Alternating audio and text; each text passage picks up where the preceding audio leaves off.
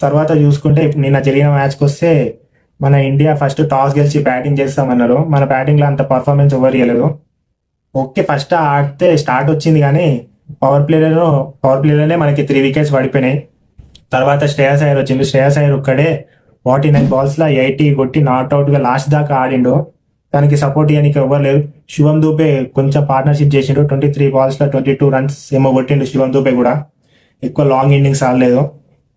తర్వాత మనకి చూసుకుంటే ఇంగ్లాండ్ మ్యాచ్ గెలిచింది కదా. ఇంగ్లాండ్లో బ్యాటింగ్లో మంచి పర్ఫార్మెన్స్ ఇచ్చిందంటే ఫిల్ సాల్ట్ 42 బాల్స్లో 59 రన్స్ స్కోర్ చేసిండు.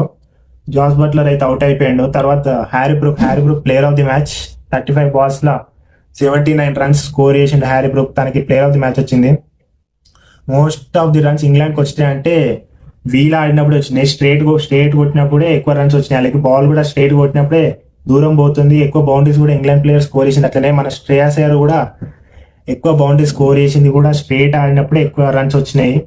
మన ఇండియా ప్లేయర్స్ ఒక్కరు పార్ట్నర్షిప్ బిల్డ్ చేయలేకపోయారు. బ్యాటింగ్ బౌలింగ్ కూడా అంత రెస్ట్రిక్ట్ చేయలేకపోయారు.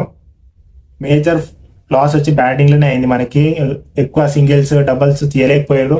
షార్ట్స్ ఆడి బౌన్స్కి బీట్ అయ్యి అన్ని క్యాచెస్ లేక వెళ్ళిపోయినాయి. ఇంగ్లాండ్ వాళ్ళు కూడా బౌలింగ్ మంచిగా వేసారు. ప్లాన్ చేసి వేసినట్టు అనిపించింది. అన్ని క్యాచెస్ వచ్చినాయి.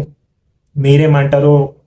ఇండియా దేంట్లో ఇంప్రూవ్ చేసుకోవాలంటారు? ఇంకా నెక్స్ట్ జింబాబ్వే టూర్కైనా చెప్పండి. అట్లనే లైక్ చేసి షేర్ చేసి సబ్స్క్రైబ్ కూడా చేసుకోండి ఛానల్కి.